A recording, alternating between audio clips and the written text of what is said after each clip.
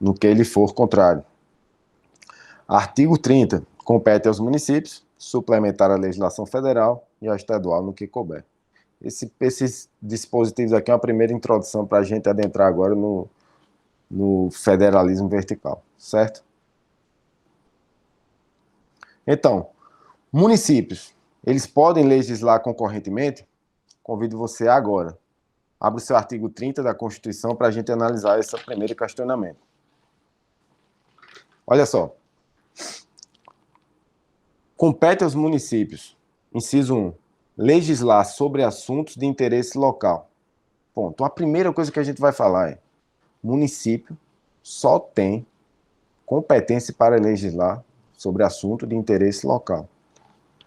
Vocês lembram que na primeira aula eu falei de alguns princípios do federalismo, certo? Primeiro deles, eu falei da indissolubilidade. Não há direito de secessão de quem está, diferentemente da confederação. Falei do princípio da predominância dos interesses, que é aqui onde a gente vai diferenciar qual é o interesse da União, dos estados e dos municípios. E o STF ele tem se posicionado e resolvido as questões sobre a ótica local. O que quer dizer isso aqui? Vamos lá. O que seria, primeiro? A primeira pergunta é: o que seria legislar assuntos de interesse local? Interesse local é aquele assunto que está enraizado, que vai resolver questões que se refere ao município, dentro dessa parcela de território que ele está circunscrito. Anote primeiramente o STF tem trazido essas duas expressões aqui, ó.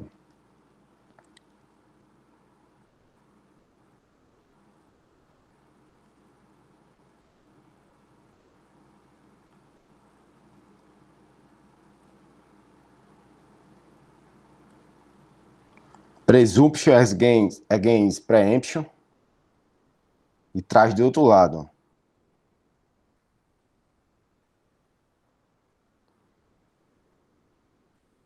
Parece bobagem, mas já teve questão com essas duas coisas. Presumption against preemption, em contrapartida a Clear Statement Rule. Então, o que quer dizer? O ministro Edson Fachin, em um julgado recente, inclusive, e isso veio se consolidando principalmente na pandemia, ele vem dizendo o seguinte: olha só, essa presunção contra a preempção quer dizer que o município é o melhor ambiente para as discussões democráticas.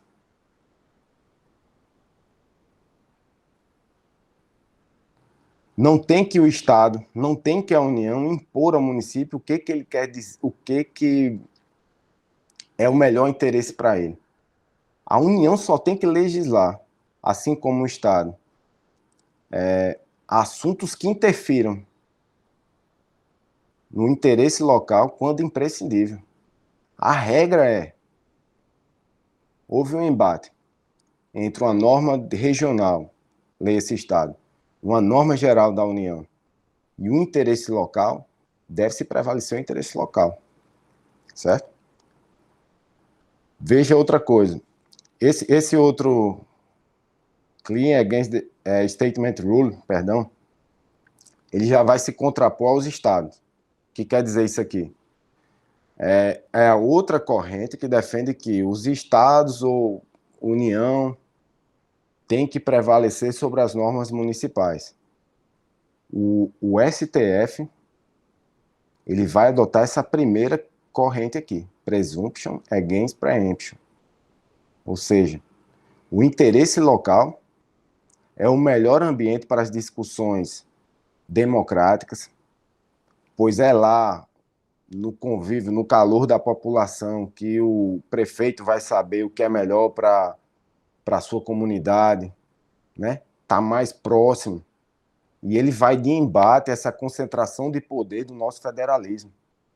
Que quanto a concentração é centrípeta, é aquela história que sai o prefeito lá numa cidadezinha do interior da Paraíba, com o pires na mão, para chegar um deputado federal, num escalão mais alto em Brasília, para trazer o baldezinho para levar os recursos para lá. Ele vai dizer que não. A predominância do interesse tem que ser municipal. É lá no calor dos debates, onde o camarada sabe o problema, onde vive o problema do ser e não do dever ser da norma, onde é que vai saber a melhor resolução dos conflitos, dos interesses e o que é melhor para a população. Havendo uma regra de interesse geral e também uma regra de interesse local, que ambas, digamos assim, seja de interesse da União, mas também dos municípios, deverá, no desempate, digamos assim, prevalecer o interesse dos municípios. Aí aqui a gente vai trazer mais um princípio do federalismo, que eu quero que vocês anotem isso aqui, porque CESP é jurisprudência, e jurisprudência é cara da CESP. É o princípio da subsidiariedade.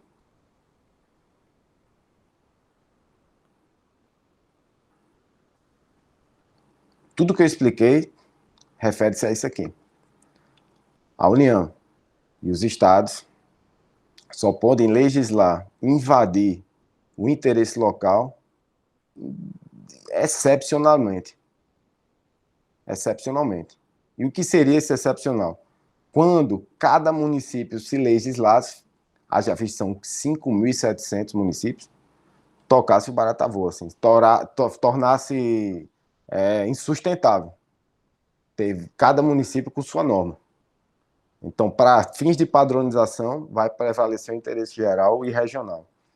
Agora, havendo um conflito de interesses, como também há interesse da União ou do Estado em contraposição do município, vai prevalecer o do município. E a gente viu isso na pandemia. Nas discussões entre abre e fecha, abre e fecha, abre e fecha, sempre estava prevalecendo, via de regra, digamos assim, o interesse municipal. E o que mais protegesse a saúde e o meio ambiente, digamos assim, né? Veja, vou dar um exemplo aqui que aconteceu no município do Rio Grande do Sul, não sei se foi Cruz Alta, não me lembro exatamente. Mas veja, o município decretou uma bandeira vermelha, bem restritiva. E o Estado, pelos dados que tinha, queria relativizar. Quando a questão chegou no órgão de discussão, o município já tinha virado a bandeira. Ou seja, já tinha trazido para uma bandeira, digamos assim, mais soft. Começou pesado, mais restritivo, e ele abrandou. E o TJ disse, veja, o município, ele sabe tanto o que ocorre lá, que o Estado não deveria se meter, porque ele atualiza seus dados de restrição mais que diariamente. Até esses dados chegarem no Estado e, digamos, um nível mais alto da União, já ultrapassou e já perdeu o objeto da ação.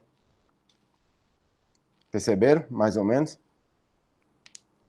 Pois bem, então, o município, ele tem essa possibilidade de legislar concorrentemente? A resposta vai ser sim. Aí eu volto a dizer, veja que no artigo 24, na cabeça do artigo vai dizer, compete apenas à União, aos estados, ao Distrito Federal, legislar concorrentemente. Você vai pegar inúmeras questões de prova que vai trazer isso aqui. E vai aparecer para você, você marcar certo. Acertou a questão. Agora, uma questão um pouco mais robusta, que traga um casezinho específico e vai trazer uma solução que diga que os municípios podem legislar concorrentemente, você vai dizer que sim também. Certo? Texto de lei, você vai ficar com a cabeça do artigo. trouxe uma questão mais profunda, talvez uma prova um pouco mais rebuscada, mais difícil. Você também vai desenvolver e dizer que sim, eles podem. Agora, quais são as matérias? Veja, no artigo 30, especialmente dos incisos, acho que 3 em diante, vamos tirar a dúvida aqui. Tá aqui, ó. Instituir e arrecadar os tributos de sua competência, inciso 3. 4. Criar, organizar e suprir distritos, observar a legislação estadual, organizar e prestar diretamente ou sob regime de concessão, permissão e serviços públicos de interesse local, manter a cooperação técnica e financeira, e por aí. Ele só pode legislar sobre essas matérias, concorrentemente sobre essas matérias. Tranquilo? Até aí, tranquilo. Vamos lá. Pode. Quais são as matérias? Artigo 30, do inciso 3. Acho que é 9, né? Exatamente.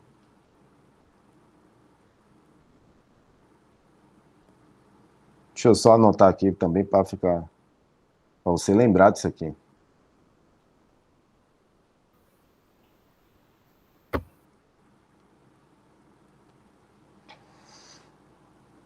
Veja, essa repartição vertical concorrente ou cumulativa e não cumulativa. O que quer dizer isso aqui? Veja. Eita.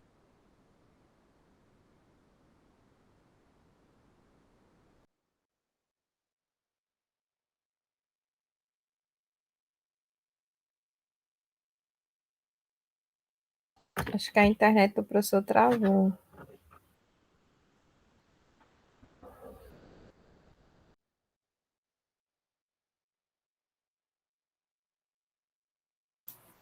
Eu acho que travou, Tamara, mas ele já deve estar voltando. Vamos aguardar um pouquinho aqui para saber.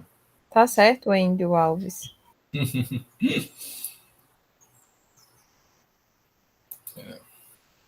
Acho que pronto aí, voltou aí.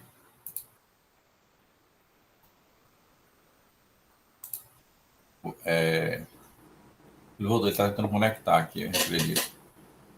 Pessoal, desculpa aí. Eu acho que travou a internet aí, não foi? Foi de boa. É porque mandaram uma mensagem para mim no WhatsApp, eu queria tirar da frente. Aí desligou. Acontece. Tá, aí. Então é o seguinte.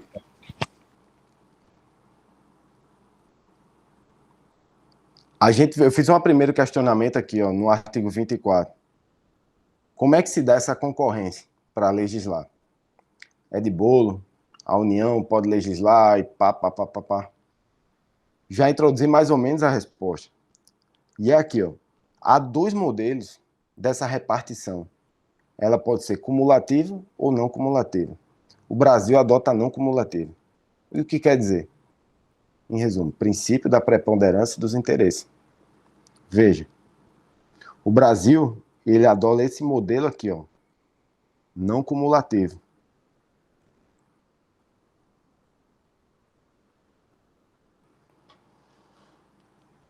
E em razão de algum conflito que haja, um invadindo a esfera de atribuição do outro, fica bem fácil, né? De tudo que a gente já falou, que vai ser resolvido pelo princípio da predominância ou preponderância dos interesses.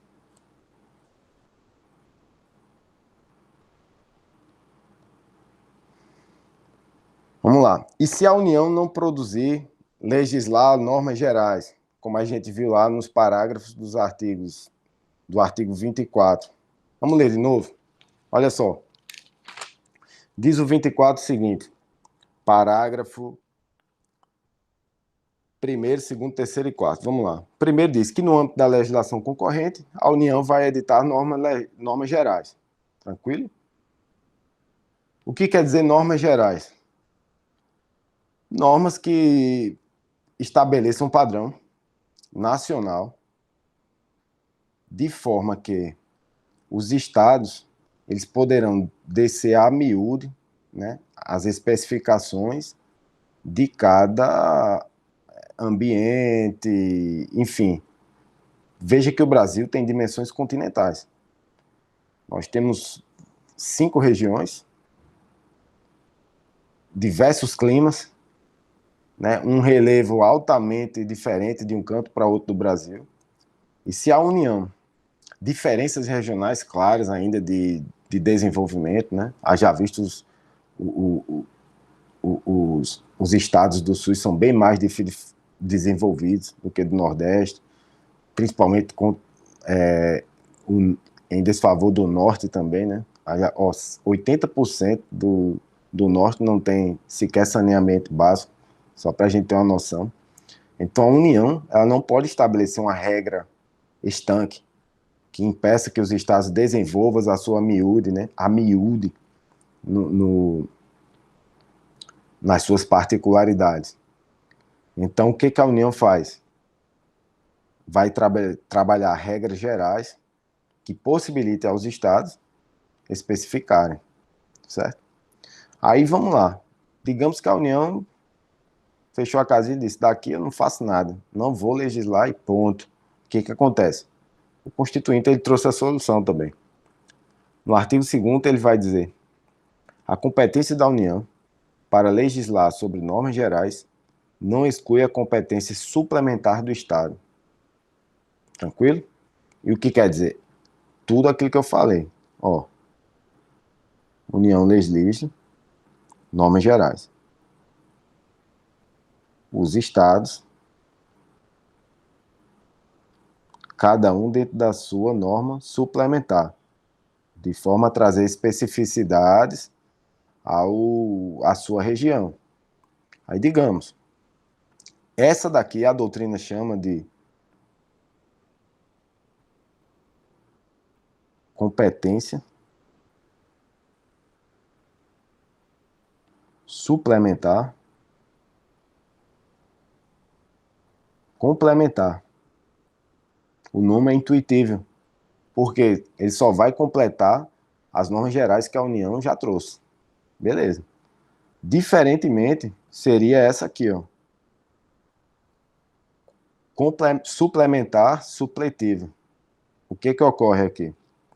A União, ela diz assim, ó, não vou legislar. Como é que os estados poderiam fazer isso aqui, ó? Tratar de problemas muito importantes, como, por exemplo, custas de serviços forenses, está lá no 24, inciso 4, como juntas comerciais, como responsabilidade por dano ao meio ambiente e ao consumidor. Olha lá o inciso 8º. A bens e direitos do valor artístico, estético, histórico, turístico e paisagístico. Como é que os estados iam tratar de educação, cultura, ensino, desporto, ciência, tecnologia, pesquisa, desenvolvimento e inovação? Procedimentos em matéria processual penal, conforme o inciso 11. Previdência, proteção e defesa da saúde, conforme o 12, enfim. Como é que os estados iam trabalhar? Todos esses assuntos importantíssimos se a União não fizesse essas normas gerais. O Constituinte também trouxe, e a solução está no parágrafo 3º. Vou ler. Inexistindo lei federal sobre normas gerais, os estados exercerão a competência legislativa plena para atender suas peculiaridades. Era como se o estado, atenção à cor verde,